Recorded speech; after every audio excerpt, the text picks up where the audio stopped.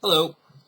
I'm making this video to respond to a couple of things, primarily aimed at Biblethumpingwingnut again.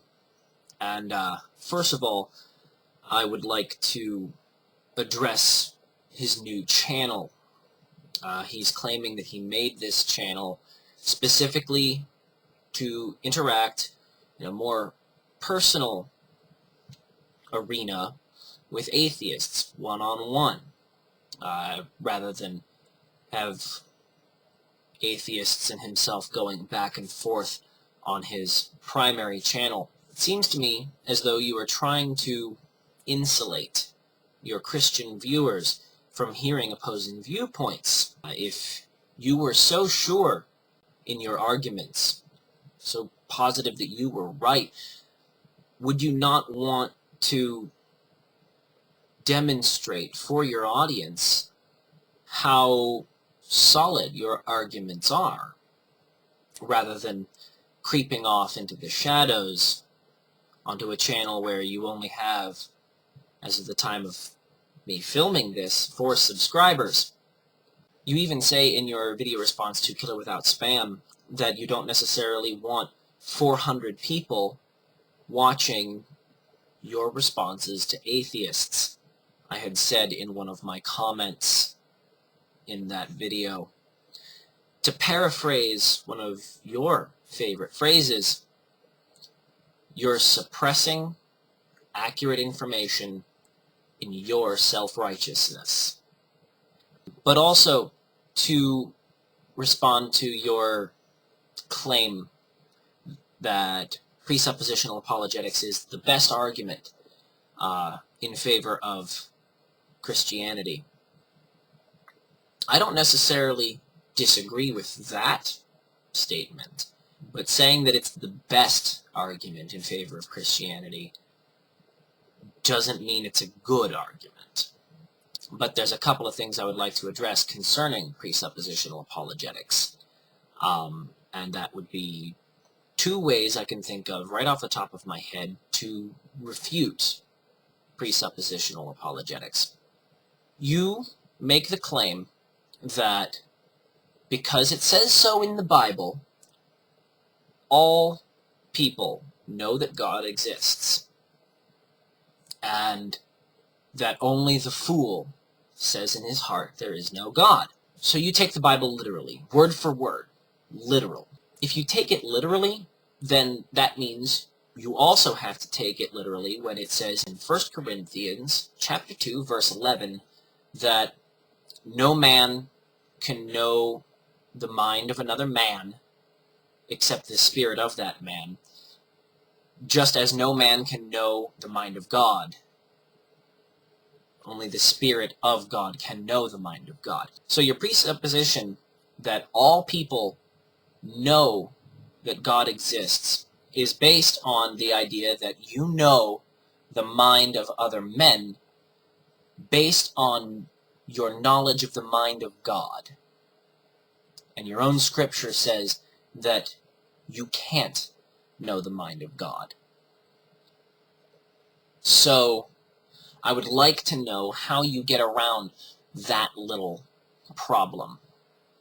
But without even going into scripture, there's another way to refute your assertion that without knowing everything, we can't know anything for sure.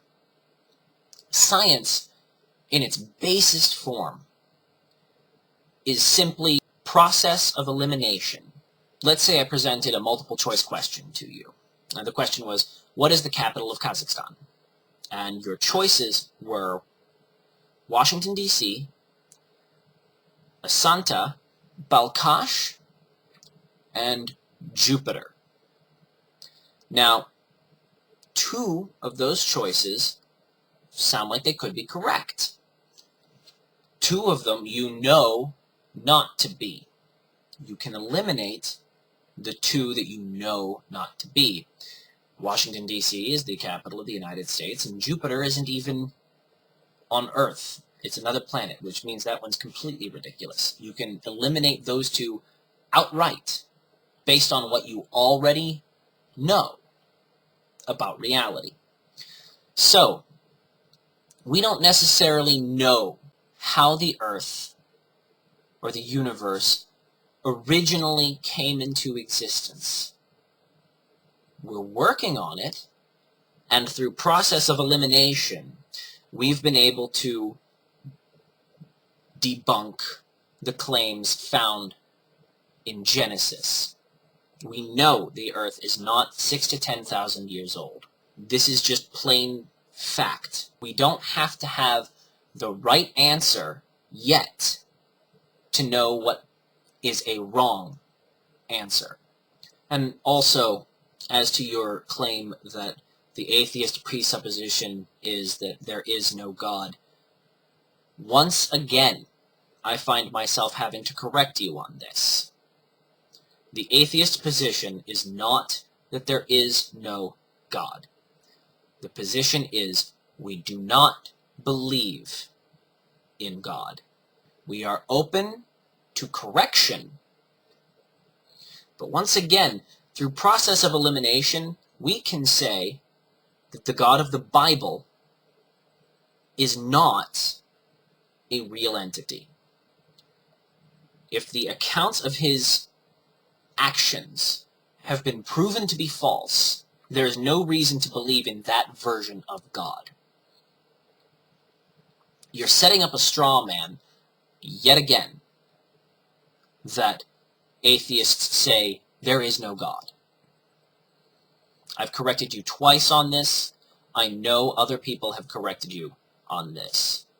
Stop ignoring the correction. Stop using straw man arguments that have been proven to be incorrect. You wonder why people accuse you of intellectual dishonesty, and it's because you continue to use information that is incorrect simply because it's convenient for your worldview. Stop it. I'd be interested to see what your response, how you find a way to wiggle out of the arguments I'm making here.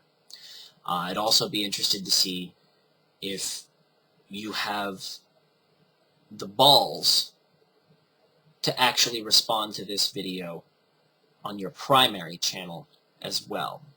That's my challenge to you. I'm directly challenging the very basis of your presuppositional apologetics. Let's see if you can defend it in front of your audience.